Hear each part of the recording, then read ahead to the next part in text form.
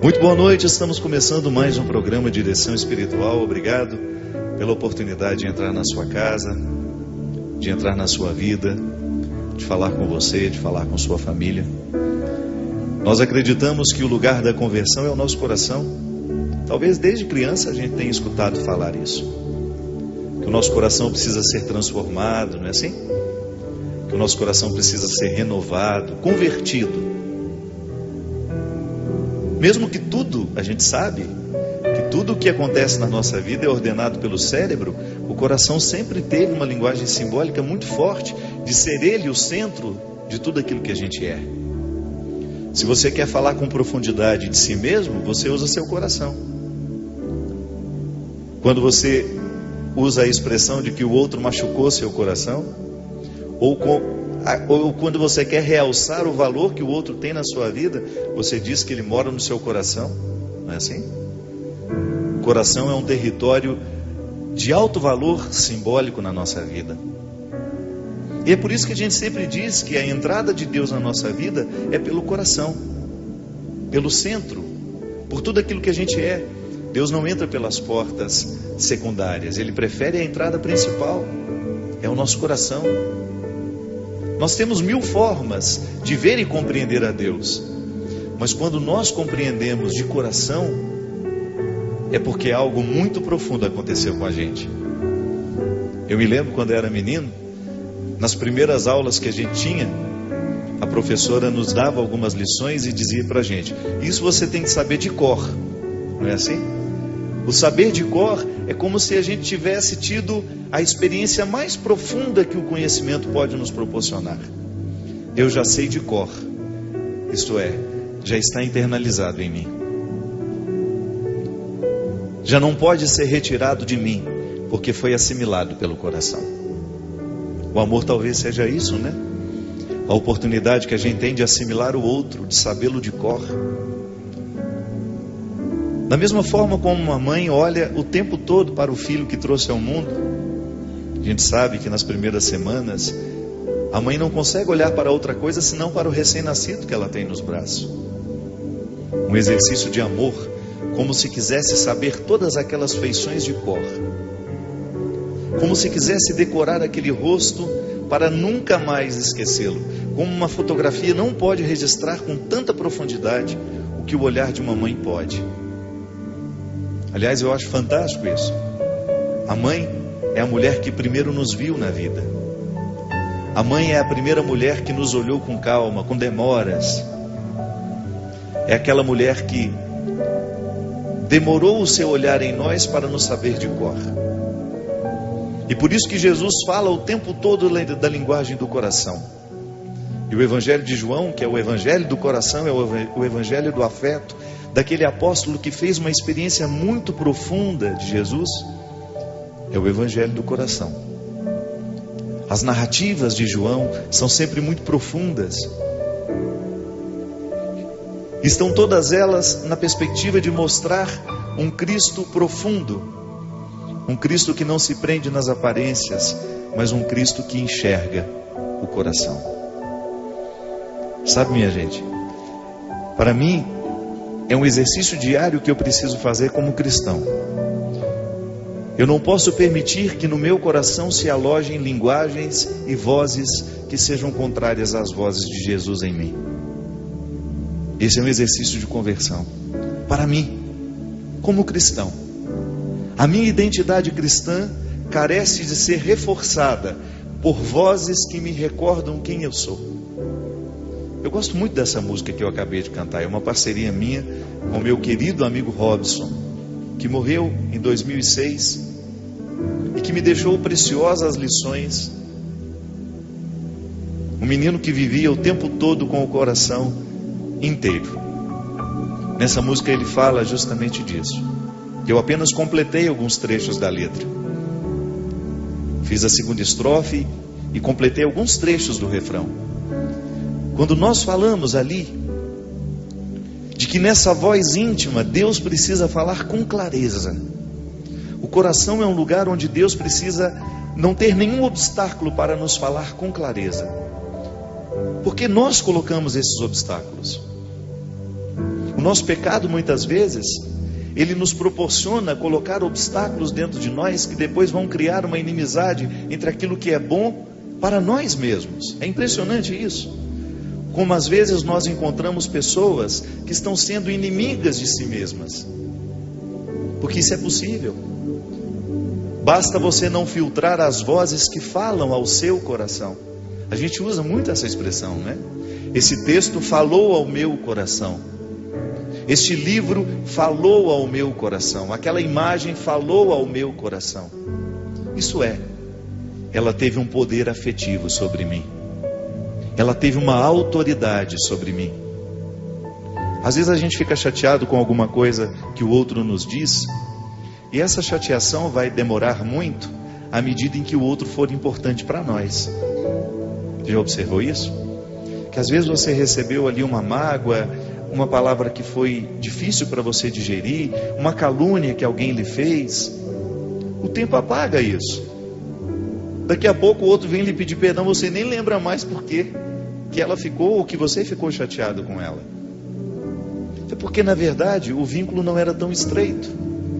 Agora, se é alguém que nós amamos de coração, se é alguém que tem autoridade afetiva sobre nós, esta mágoa pode nos magoar muito profundamente e pode nos machucar durante muito tempo. Por quê? É um exercício humano de compreender o que é divino. É porque a palavra do outro tem autoridade sobre nós.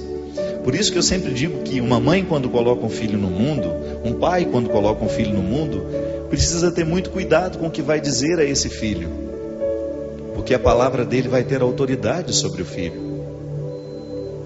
Muitas crianças são traumatizadas porque escutaram de pessoas que eram o porto seguro delas frases infelizes, que depreciavam, que diminuíam. Muito cuidado, a palavra fere. E se ela vem de uma pessoa que nós amamos, ela fere ainda mais. Por quê? Porque o coração é um território onde nós colocamos aqueles que têm autoridade sobre nós. E Jesus nos ensinou que a maior autoridade, aquela que está superior a todas as outras autoridades, não é a medalha no peito, não é a profissão que teve, que foi dada pelo diploma, não é o cargo político que ele exerce, não. Pode até ser o rei, mas ele não tem autoridade afetiva nenhuma sobre mim. A verdadeira autoridade é aquela que nos faz servir. Olha que beleza isso. Na compreensão de Jesus, a verdadeira autoridade, o verdadeiro poder está nas mãos daquele que serve. Por isso o amor é esse exercício de serviço. Eu sirvo aquele a quem amo, e aquele a quem me ama, também me serve. Não no sentido de sermos objetos um para o outro, não. No sentido de termos um significado profundo que nos faz ficar em pé. Sabe o que significa a palavra amém? Talvez você nunca tenha escutado falar isso. Eu aprendi na faculdade. A palavra amém, na tradução da língua que eu agora não me recordo qual é, só me lembro do significado. Amém é aquela estaca que segura as cabanas no deserto. Interessante, não é? Aquela estacazinha em que os homens do deserto fincavam na areia e amarravam a barraca para que ela não pudesse voar, para que ela não fosse embora, para que ela suportasse aquela tempestade que geralmente tem no deserto, aquela tempestade de ventos, para que aquela cabana, aquela morada temporária não fosse levada para o vento, pelo vento. Ela era amparada e sustentada por algumas estacas, cuja tradução quer dizer amém. Quando nós dizemos amém, dentro de um contexto religioso, por exemplo, nós estamos dizendo que nós acreditamos naquilo que nos foi dito. No universo religioso, a palavra amém significa disposição de seguimento. Amém. Eu estou concordando com você. Aquilo que me foi proposto pela fé, eu estou humanamente aceitando. Amém. Eu quero, eu me disponho. Mas você já parou para pensar que na experiência de amar e ser amado, nós também dizemos amém o tempo todo? Ou não? É até uma forma de você esmiuçar bem a qualidade do amor que você diz sentir. É a quantidade de amém que você diz àqueles que você ama. Não no sentido de ser submisso, não se trata disso. Porque a verdadeira obediência carece de ter liberdade interior. Quem não é livre não sabe obedecer. Quem não é livre fica submisso. E isso não é obediência. Porque obediência significa ouvir com o outro. Significa aí que tem uma parceria. Nós estamos juntos para decidir aquilo que é nosso. Nós vamos ouvir juntos para chegar a uma conclusão. A gente sabe que tem muito marido mal intencionado que pega aquela frase de São Paulo: marido, que as mulheres obedeçam aos seus maridos, né? Sejam submissos, sejam fiéis, como Cristo foi à igreja. Sim, mas como é que Cristo foi? Como é que Cristo foi fiel e obediente ao Pai? A igreja não, ao Pai. Ouvindo com Ele, discernindo com Ele qual era a palavra. E é por isso que aqui não cabe nenhum machismo, viu? Mulher ser submissa ao marido significa ouvir com ele. Da mesma maneira como o marido também precisa amar a sua esposa, da mesma maneira como Cristo amou. Isto é, ouvindo com, respeitando. Por isso, o amém que nós dizemos não é um sinônimo de submissão, é um sinônimo de confiança. E é por isso que aqueles a quem nós dizemos amém, começa a ter um poder sobre o nosso coração. Aquilo que ele diz para nós é importante, a gente assimila, a gente guarda e de alguma maneira a gente obedece. O amor nos coloca nessa perspectiva, minha gente. E é por isso que quando nós falamos de conversão do coração, nós precisamos passar um pente fino em todas as pessoas a quem nós obedecemos. Porque definitivamente, se eu quero ser um discípulo de Jesus, o amor que eu amo e o amor que me é oferecido não podem ser opositores a este segmento que eu quero viver. Precisamos passar o pente fino para ver se estamos dizendo amém a pessoas que realmente estão comprometidas com o nosso processo de conversão. Muitas vezes nós não conseguimos chegar ao conhecimento de Deus, é porque o amém que nós estamos dizendo humanamente às pessoas que têm uma influência sobre nós, não nos favorece. Ou até mesmo de pessoas que não estão comprometidas com o nosso crescimento. De pessoas que não estão interessadas na nossa libertação. No programa no ano passado a gente falava da libertação da liberdade. Parece complicado isso, né? Mas não é. Todos nós temos uma liberdade dentro do coração que nos foi dada por Deus. Mas que se a gente não administra bem essa liberdade, ela pode morrer dentro de nós. Nunca chega à tona. Eu uma vez encontrei uma mulher, eu ainda era um seminarista, que vivia um processo altamente doloroso no relacionamento dela. Ela hoje trabalha aqui comigo na fundação. Você pode observar que nós estamos na sede da Fundação Dom Couto hoje. É uma grande líder que nós temos aqui na fundação. E você sabe o que mais me alegra quando eu vejo essa mulher hoje com a vida totalmente reconstruída? Foi justamente saber que Deus agiu no centro do coração daquela mulher, levando-a a acreditar na liberdade que um dia Deus havia colocado para ela experimentar. Ela estava dizendo amém a um homem que não a amava como ela merecia ser amada. Ela estava dizendo amém a um homem que não estava nem um pouco interessada com aquilo que Deus gostaria que fizesse na vida dela. Porque nós somos esses instrumentais que Deus coloca uns na vida dos outros, para sermos esses instrumentos, sabe? Da mesma maneira como alguém vai lá e abre uma porteira para a boiada passar. Alguém de vez em quando precisa abrir a porteira da nossa vida para que a gente tenha condições de sair daquilo que está nos prendendo. Como é que abre essa porteira, minha gente? Desculpe até a expressão, né?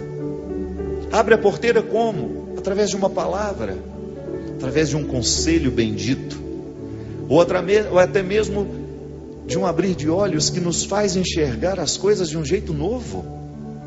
sem as opressões que muitas vezes os nossos inimigos íntimos colocam em nós.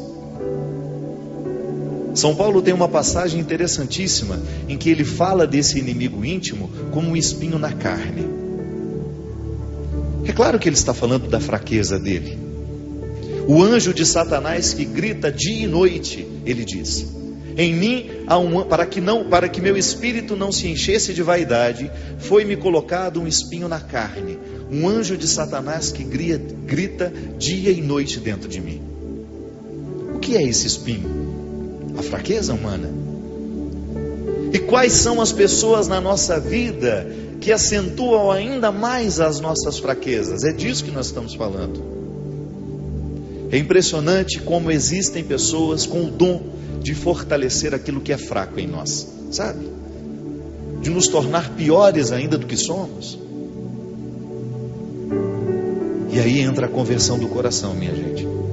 Se a gente não tiver coragem de olhar para os relacionamentos que nós temos, para as pessoas que têm autoridade sobre nós, e identificar, será que essa pessoa está exercendo na minha vida o mesmo papel que Jesus exerce, que é de me libertar, que é de me tornar melhor? E aí então nós começamos a ser seletivos, não no sentido de ser preconceituosos, de jogar o outro fora, não se trata disso. O nosso processo de conversão tem de acontecer, sobretudo, na consciência dessa humildade. Nós não somos melhores que os outros, mas nós temos o direito de delimitar o espaço. E quem vai exercer essa autoridade sobre nós? A partir de hoje, essa autoridade afetiva, essa voz que dita ao meu coração quem eu sou e quem eu deixo de ser, tem de estar com o símbolo da fé. Então nós começamos a descobrir as parcerias neste processo de conversão. Quando nós identificamos que o outro está nos tornando cada vez mais aptos à ação de Deus em nós. Você olhar para os amigos e identificar: esse amigo aqui me faz ser mais de Deus. Esse marido me faz ser mais de Deus. Essa esposa me faz ser mais de Deus. Esses filhos que eu trouxe ao mundo me fazem ser mais de Deus. E você também pensar na responsabilidade do seu papel na vida dessas pessoas. Por isso, o coração é muito mais do que a gente pensa ser. O coração é o território povoado, é a cidade onde muitas pessoas habitam dentro de nós. E como toda cidade tem os seus arruaceiros, é preciso que a gente coloque esses arruaceiros no lugar correto. Porque o seu coração é um território santo. O seu coração é um território que merece toda a reverência. O seu coração é um território que merece toda a vigilância. Jesus já nos chamava a atenção de que era preciso vigiar e orar. Orar como uma atitude que nos coloca em consonância diária com o Senhor. E a vigilância, a observância, para que a gente não perca a capacidade de identificar quem são os amigos do nosso coração, quem são as pessoas que estão de fato colaborando para que a gente tenha condições de tornar o nosso coração cada vez mais puro, para que Deus tenha a oportunidade de falar nele e através dele em mim. Talvez hoje o programa seja só para isso, para nos fazer pensar em quem mora dentro do nosso coração. Quem são as pessoas que realmente exercem uma autoridade sobre nós? E a partir dessa reflexão, minha gente, a gente ter condições de pensar o nosso processo de conversão com bastante crueza, com bastante realismo. Porque se a gente identifica que o nosso coração está alojando, abrigando inimigos, pessoas que não estão nem um pouco interessadas com o nosso crescimento pessoal, é também gesto de conversão a gente colocar essas pessoas nos devidos lugares. Porque quem quiser ter um coração puro, terá de ter coragem de mexer nas impurezas que tantas vezes nós alojamos dentro de nós. Nós vamos para um rápido intervalo e a gente volta já já com o programa de direção espiritual.